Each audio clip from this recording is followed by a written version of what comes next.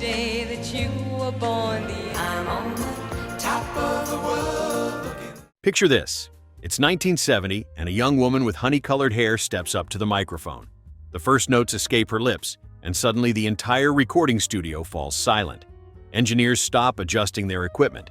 Producers forget about their schedules. Even the janitor in the hallway pauses his cleaning. This wasn't just another singer. This was Karen Carpenter, and she possessed something that comes along maybe once in a generation. A voice so pure, so effortlessly beautiful, that it could make a grown man weep and a cynic believe in love again. But here's what nobody knew in that magical moment. Behind those closed eyes and that serene expression, Karen was fighting a battle that would ultimately cost her everything. While millions fell in love with her voice, Karen was falling apart, piece by piece, in plain sight. The tragedy isn't just that we lost her too soon. The tragedy is that her cries for help were drowned out by our applause. Karen Ann Carpenter was born on March 2, 1950, in New Haven, Connecticut. But it was in Downey, California, where her extraordinary gift would first be discovered. Growing up in a middle-class family, Karen initially had no intention of becoming a singer. In fact, she was more interested in playing baseball and had dreams of becoming a professional player. Music entered her life almost by accident. When her older brother Richard showed musical talent, their parents bought him a piano. Karen, not wanting to be left out, asked for drum lessons. It was 1965, and few girls played drums, but Karen had found her calling, or so everyone thought. At Downey High School, Karen joined the school band as a drummer. But it was during a casual moment between rehearsals that something extraordinary happened. The band director heard her humming along to a song, and he stopped dead in his tracks. "Karen," he said, "forget the drums for a minute. Sing that again." Could there be a boy as true as you? The hardest thing I've ever done. What happened next would change the course of music history. Karen's voice wasn't just good, it was otherworldly. It had a quality that vocal coaches spend years trying to teach: complete naturalness. There was no strain, no effort, no artifice. When Karen sang, it sounded like the most natural thing in the world, like breathing made audible. Richard immediately recognized what they had. While other siblings might have felt jealous, Richard saw an opportunity to create something special together. He began writing and arranging music specifically for Karen's unique vocal style, crafting melodies that would showcase her incredible 3-octave range and that distinctive, warm, intimate quality that made listeners feel like she was singing directly to them. But Karen never stopped playing drums. Even as her vocal talents became undeniable, she insisted on staying behind the drum kit during performances. It was as if she was more comfortable being partially hidden, letting her voice carry the spotlight while she remained somewhat in the shadows. Looking back, this preference for staying in the background might have been one of our first clues about the struggles that lay ahead. The late 1960s were a time of musical revolution. The Beatles had changed everything. Bob Dylan was the voice of a generation, and rock music was getting louder, harder, and more rebellious. Into this landscape walked Richard and Karen Carpenter with something completely different: songs that sounded like they were crafted in heaven. Their breakthrough came in 1969 with a song that perfectly showcased Karen's gifts. The melody was simple, the arrangement was clean, and Karen's voice floated over it all like silk over velvet. Radio programmers didn't know what to make of it at first. It was too soft for rock stations, too contemporary for traditional pop. But listeners knew exactly what to make of it. They couldn't get enough. What made Karen's voice so special? Music critics struggled to put it into words. Some called it liquid gold. Others described it as having an ache that went straight to your heart. But perhaps the most accurate description came from a fellow musician who said, "Karen didn't sing songs. Songs sang through Karen." Maybe you can't see how nothing is really wrong. There was something about her phrasing, her timing, the way she could take a simple word like goodbye and make it carry the weight of every farewell ever spoken. She had an uncanny ability to find the emotional center of a song and pull it out for everyone to feel. When Karen sang about love, you believed in it. When she sang about loss, you felt it in your bones. The Carpenters became a phenomenon. Their albums flew off the shelves, their concerts sold out, and their faces appeared on magazine covers around the world. They were invited to perform at the White House, and their Christmas specials became annual traditions for millions of families. But fame came with a price that nobody was prepared to pay. The music industry in the early 1970s was brutal, especially for young artists. There were constant pressures to write hit songs, to look perfect, to be available for interviews and photo shoots, to smile on command. For someone as naturally shy and introverted as Karen, the spotlight was both a blessing and a curse. The irony was heartbreaking. Here was someone whose voice could comfort millions, yet she was becoming increasingly uncomfortable in her own skin. The more successful the Carpenters became, the more isolated Karen felt. Success, it seemed, had become a beautiful prison, and Karen was trapped inside it with only her voice as company. Behind the scenes of all that success, something was quietly going wrong. Karen had always been a perfectionist. It was part of what made her such an extraordinary artist. She would spend hours in the recording studio, doing take after take until every note was exactly right. She obsessed over every detail of her performance, from her vocal delivery to her posture behind the drums. But perfectionism, when it goes unchecked, can become a devastating force. White lace and prom, you brighten my day. What started as artistic dedication began to spill over into every aspect of Karen's life. She became hyper-aware of her appearance, particularly her weight. In a world where female performers were expected to be not just talented but also visually perfect, Karen began to see herself through increasingly critical eyes. The turning point came around 1973. A music critic had written a review that, while praising her voice, made a casual comment about her appearance. It was just one line in an otherwise glowing review, but for Karen, it might as well have been written in fire. She read it over and over, and something inside her shifted. Those close to her began to notice changes. Karen, who had always enjoyed food and family dinners, began picking at her meals. She started exercising obsessively, often late at night when no one could see her. She became fixated on what she saw as her flaws, spending hours examining herself in mirrors, seeing imperfections that existed only in her mind. Richard noticed his sister was losing weight, but in the beginning, everyone thought it was just the stress of their busy schedule. The Carpenters were at the height of their fame, touring constantly, recording albums, appearing on television shows. It seemed natural that Karen might lose a few pounds from all the activity. But what was happening to Karen wasn't natural at all. She was developing anorexia nervosa, though in the 1970s, few people even knew what that meant. Eating disorders weren't discussed openly, weren't understood by the medical community, and certainly weren't something that famous people talked about publicly. Karen was pioneering a tragic path, and she was walking it completely alone. The cruel irony was that as Karen's body began to fail her, her voice remained as perfect as ever. She continued to perform, continued to record, continued to smile for photographers. To the outside world, she was still the same Karen Carpenter, angelic, graceful, untouchable. But inside, she was disappearing, piece by piece. Listen to what I say, closer than the leaves. The most heartbreaking aspect of Karen's struggle was how visible it was, yet how invisible it remained to those who might have helped her. Throughout the mid-1970s, as her weight dropped to dangerous levels, Karen continued to perform in front of thousands of people. She appeared on television specials, granted interviews, and posed for photo shoots.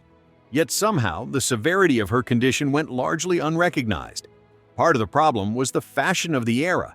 The 1970s celebrated thinness in a way that made Karen's dramatic weight loss seem almost fashionable. Loose-fitting clothes, popular at the time, helped hide just how thin she had become. Camera angles and lighting in television appearances were carefully managed, often making her appear healthier than she was. But there were signs for those who knew how to look. Karen's energy levels, once boundless, began to fluctuate dramatically. She would have good days where she seemed like her old self, followed by periods of exhaustion that worried her family and friends. Her perfectionism, always a driving force, became more intense and anxiety-provoking. She would obsess over performances, convinced that she had failed even when audiences gave her standing ovations. Her brother Richard was perhaps the closest to recognizing the severity of the situation, but even he struggled to understand what was happening. Mental health awareness was limited in the 1970s, and eating disorders were particularly misunderstood. Many people, including medical professionals, saw them as simply a matter of willpower or vanity, rather than serious psychological conditions requiring professional treatment. The music industry, meanwhile, continued to demand more from Karen. Record executives wanted new albums, concert promoters booked extensive tours, and television producers scheduled appearances. The machine of fame doesn't pause for illness, especially when that illness isn't clearly understood or acknowledged. Karen herself became masterful at hiding her struggles. She learned to deflect questions about her weight with humor or by changing the subject. She became expert at choosing clothes that would make her appear healthier, at applying makeup that would give her face color and fullness it had lost. She was performing not just on stage, but in every moment of her public life. From this moment on, suddenly appear. Friends and family would later say that they wished they had been more persistent in their concerns, more demanding in their interventions. But hindsight is always clearer than the confusion of living through a crisis you don't fully understand. Perhaps the most remarkable thing about Karen's battle with anorexia was that throughout it all, her voice remained virtually untouched. While her body was failing, while her energy was depleting, while her spirit was struggling, that incredible instrument continued to deliver performances of breathtaking beauty. This fact made her condition even more difficult for others to recognize and for Karen herself to acknowledge. How could someone be seriously ill when they could still perform at such a high level? The voice that had always been Karen's greatest gift became, in a way, an enabler of her illness, allowing her to continue functioning publicly while privately falling apart. Recording sessions from this period reveal both the tragedy and the triumph of Karen's situation. Her voice remained pure, controlled, and emotionally resonant. She could still find the heart of a song and make it her own. But between takes, she would need longer rest periods. She would sometimes seem distant or preoccupied, as if part of her attention was focused on an internal battle that no one else could see. The albums released during this period, Now and Then, Horizon, and A Kind of Hush, contain some of her most beautiful vocal performances. Yet knowing what we know now about her struggles during their creation adds a layer of poignancy to every note. You can hear in her voice not just technical mastery, but a depth of emotion that came from someone who was intimately acquainted with pain. I know I've wasted too much smile. Karen's ability to compartmentalize her illness and her artistry was both a testament to her professionalism and a tragic illustration of how the demands of fame can perpetuate dangerous situations. The show, as they say, must go on, and Karen made sure it did. Richard became increasingly worried about his sister and began to speak more directly about his concerns. Family meetings were held, doctors were consulted, and attempts were made to address what everyone could see but few knew how to handle. The challenge was that anorexia nervosa was still largely misunderstood by the medical community, and treatment options were limited and often ineffective. Karen's response to these interventions was complex. Part of her wanted help and recognized that something was wrong. But another part of her was terrified of losing control, of giving up the one thing that made her feel powerful in a life where she often felt powerless. The disease had become both her enemy and her companion, and separating from it felt impossible. The pressure of maintaining her career while battling her illness became increasingly unsustainable. Performance schedules had to be adjusted, recording sessions were sometimes cut short, and there were growing concerns about her ability to continue at the pace that fame demanded. Yet Karen remained committed to her music and her fans, often pushing herself beyond what was healthy or safe. During this period, those closest to Karen began to see glimpses of the real battle she was fighting. The cheerful, accommodating persona she showed to the world would sometimes crack, revealing someone who was scared, exhausted, and desperately struggling to maintain control over her life. These moments were brief and quickly covered up, but they provided insight into the depth of her pain. The tragic irony was that Karen's illness was developing at a time when she was achieving some of her greatest artistic successes. Her voice had matured, her emotional depth as a performer had grown, and she was exploring new creative territories. Yet she was unable to fully enjoy or appreciate these achievements because of the consuming nature of her battle with anorexia. In 1982, there was a moment when it seemed like Karen might be turning a corner. She had entered treatment with a therapist in New York who specialized in eating disorders, and for the first time she was receiving care from someone who understood her condition. The treatment was intensive and difficult, but Karen seemed committed to getting better. During this period, Karen gained some weight and appeared to be stabilizing. Those who saw her during this time reported that she seemed more like her old self, more energetic, more engaged, and more hopeful about the future. And when the evening comes, sharing horizons that are new to us. There was talk of new music projects, of getting back to performing, of reclaiming her life from the illness that had dominated it for so many years. Karen herself seemed optimistic about her recovery. She spoke about wanting to get back to music, about projects she wanted to pursue, about a future that seemed possible again. For her family and friends, it was the first glimpse of hope they had seen in years. She returned to California in November 1982, appearing healthier and more stable than she had in a long time. There were plans for new recordings, discussions about future tours, and a general sense that the worst was behind them. Karen seemed ready to reclaim her place as one of music's most beloved voices. But recovery from anorexia is rarely a straight line, and the pressures that had contributed to Karen's illness in the first place hadn't disappeared. The music industry was still demanding, the expectations were still high, and the perfectionist tendencies that had always driven Karen were still very much a part of her personality. What nobody fully understood at the time was how much damage had already been done to Karen's body during the years of malnutrition. Anorexia doesn't just affect weight, it impacts every system in the body, including the heart.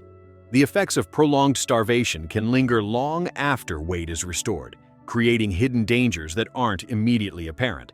Still, for those who loved Karen, this period represented hope.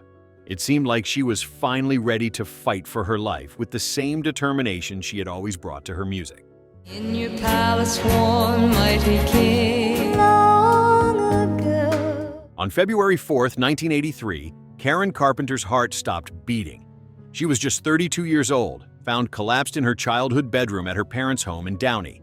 The official cause of death was heart failure brought on by complications from anorexia nervosa. The voice that had brought comfort to millions had been silenced forever. The news shocked the world. Fans who had grown up listening to the Carpenters couldn't believe that the woman with the angelic voice was gone. But perhaps even more shocking was the cause of death. In 1983, anorexia nervosa was still largely unknown to the general public. Karen's death suddenly brought this deadly illness into the spotlight, forcing conversations that had never happened before. Her funeral was attended by hundreds of mourners, including many celebrities and music industry figures whose lives she had touched. But perhaps the most moving tribute was the silence, the recognition that a voice unlike any other had been forever stilled. Richard Carpenter was devastated by the loss of his sister and creative partner. In the years that followed, he would speak openly about Karen's struggles and about his regrets over not understanding the severity of her condition sooner. He became an advocate for eating disorder awareness, using his platform to educate others about the signs and dangers of these illnesses. Karen's death marked the end of the Carpenters as a musical act, but it was also the beginning of something else, a broader understanding of eating disorders and their devastating impact. Her death certificate, which listed anorexia nervosa as a contributing factor, was one of the first times the illness had been publicly acknowledged as a cause of death for a major celebrity. In the months and years that followed, medical professionals, researchers, and advocates would point to Karen's death as a turning point in how society understood and talked about eating disorders. Her tragedy helped save countless lives by bringing awareness to conditions that had previously been hidden in shame and misunderstanding. More than 40 years after her death, Karen Carpenter's voice still resonates with new generations. Her music remains timeless, and her influence on pop is undeniable. Just as lasting is her impact on how we talk about mental health and the pressures of fame. Though eating disorders are still serious and often deadly, greater awareness, improved treatment, and reduced stigma can be traced in part to conversations sparked by Karen's story. Her recordings continue to comfort and inspire, while her life reminds us to look beyond appearances. Fame and talent don't shield anyone from inner battles. Tributes to the Carpenters abound, but the most meaningful tribute is in every act of awareness, compassion, and help extended to those struggling. Karen's voice was perfect, but it's her humanity that made her unforgettable. Karen Carpenter gave us the gift of her voice, but her life story gave us something equally valuable: the understanding that behind every perfect performance, there's a human being with their own struggles, fears, and battles. She showed us that talent and success can't protect someone from mental illness, and that sometimes the people who bring the most joy to others are carrying the heaviest burdens themselves. The next time you hear that golden voice floating through the speakers, remember not just the beauty of the music, but the beautiful, complicated, struggling human being who created it. Karen Carpenter deserved better than the illness that took her from us, but her legacy ensures that others might find the help she needed. If you've been moved by Karen's story, please take a moment to like this video and subscribe to our channel. Share it with someone who might need to hear Karen's music or her story. And remember, if you or someone you know is struggling with an eating disorder or mental health issues, help is available. Karen's voice may have been silenced, but her message of hope and the importance of seeking help continues to resonate. Let's make sure no one else has to suffer in silence the way Karen did. Her voice was pure perfection, but her story reminds us that it's our imperfections, our struggles, and our humanity that make us truly beautiful.